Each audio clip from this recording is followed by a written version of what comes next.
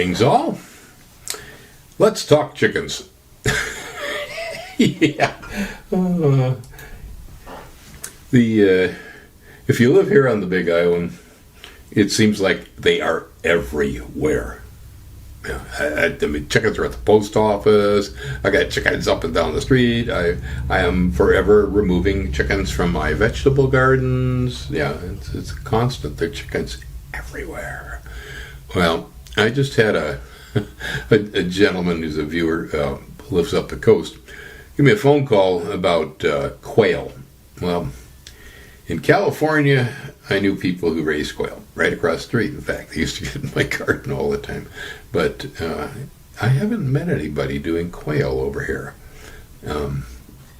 Anyway, if there is anybody out there who's raising quail and has quail or quail eggs, fertile eggs to sell or something, there is a gentleman that I'm familiar with who is looking for such a thing.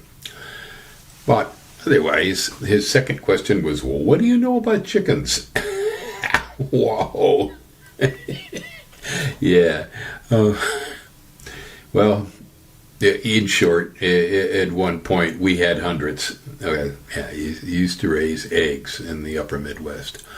It was my wife's project mostly, but I was certainly involved in chickens, especially when it came to sorting out the hens from the roosters when they start to crow and then dispatching all the roosters.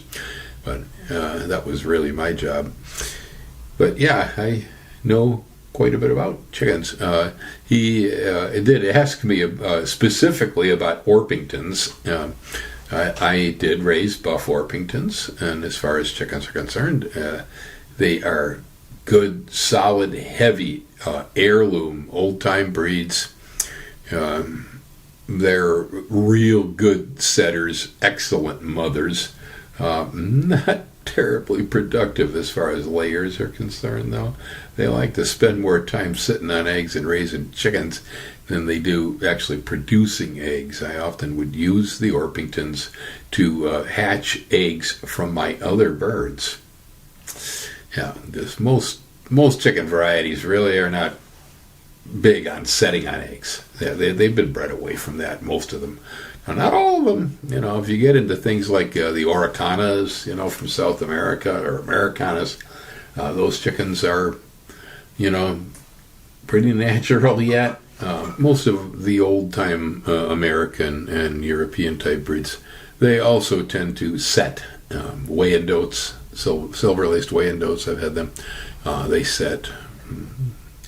But when it comes to setting and the raising of chicks, well, there's a reason why we use heat lamps and incubators. It's a lot more reliable to begin with. It's more guaranteed, and we have worked at trying to breed the tendency out of chickens to set on their eggs and raise chicks.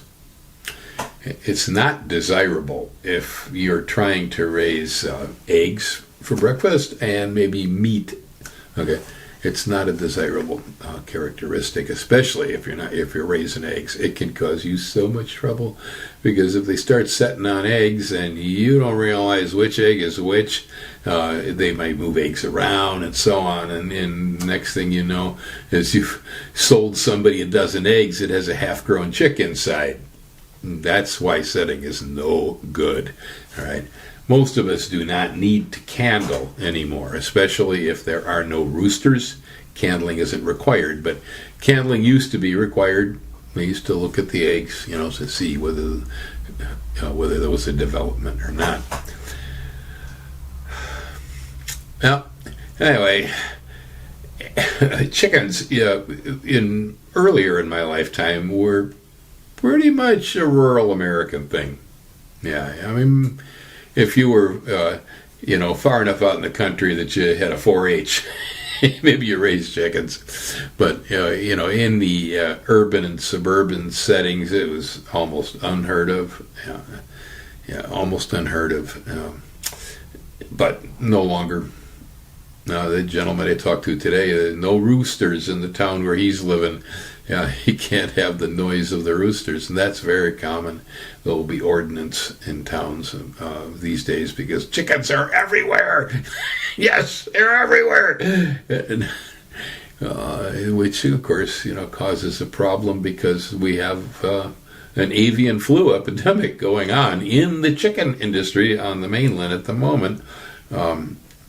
That's why your eggs are so expensive. Well, initially I'd say grain prices going back a ways because of Putin and his greediness to try to absorb Ukraine. But they were a major grain producer. That has affected grain prices across the planet.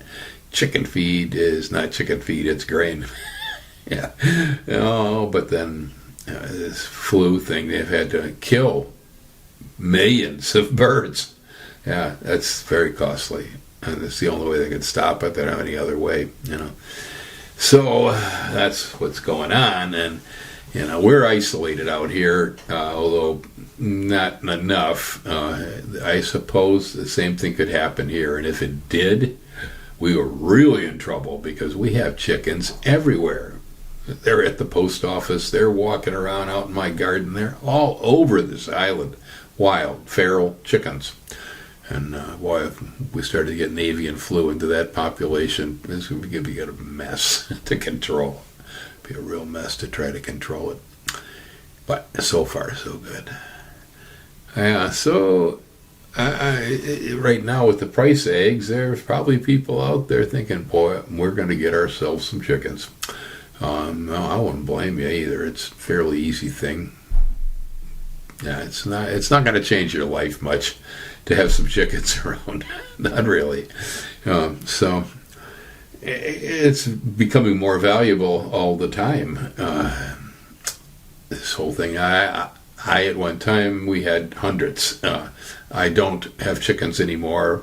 I had considered them when I moved here again, but well,